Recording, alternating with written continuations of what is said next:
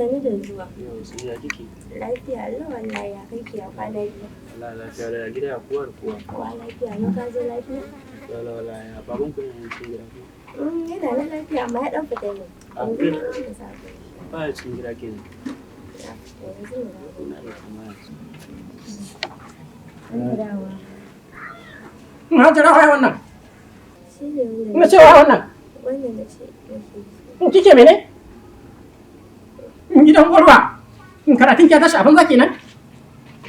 In za ki kare a mai doya da kwai? Let's go! Ki yayi ni. In kai kuma dan gidan ban waye. An yi ramallan tukur. Wa tukul. To. Tura ta rijiya ta baya. Dan uwarka. Na kara ganin ka nan gidan. Ba ma da tukur ba. Har tukur. In ce ba ta mai rai. What? In kana jina da kyau. Kin gani? In bai da kayan dinki. In kayan mata ke sawa. To na nan da Allah. In ce ma sai na bata miki rai. Na gaya miki. Me ko a ce irin sa wani in sagi fesal. Ina da masu kuɗi amma sai a ƙara idi. In ka kiyaye in ka ƙara zuwa nan. Kaga kai ka bada kai. In tana fara kana baki.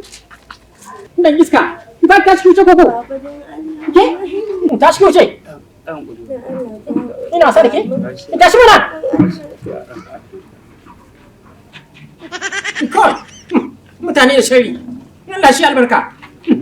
Allah tsine musu kuma. Nan ina shigowa. Aka ce gashi wani mai doya da kwai ya zo gurin yata na cewa. Aka ce kai in ba ka da sana'a. Na ce ƙarya ne. Kai hakuri yan Allah. Kai hakuri. In ke kuma kina son shi ko? In kai fa. To Allah taimaka.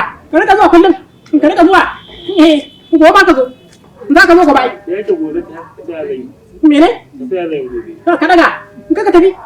In ka wuce. Ka wuce. Allah shi albarka. Allah tsare. Ni yau madalla. Na manta. Kin ji mutumin ki ko? Me shago. Gobe zai kwaso 'yan sanda akan 4,000. Saboda bashin da ke bi 4,000 nan. Babu komai Allah so gobe za a kawo kuɗi sai a bashi kuɗin shi. Alhamdulillah. Ni Allah shi albarka. Na gode.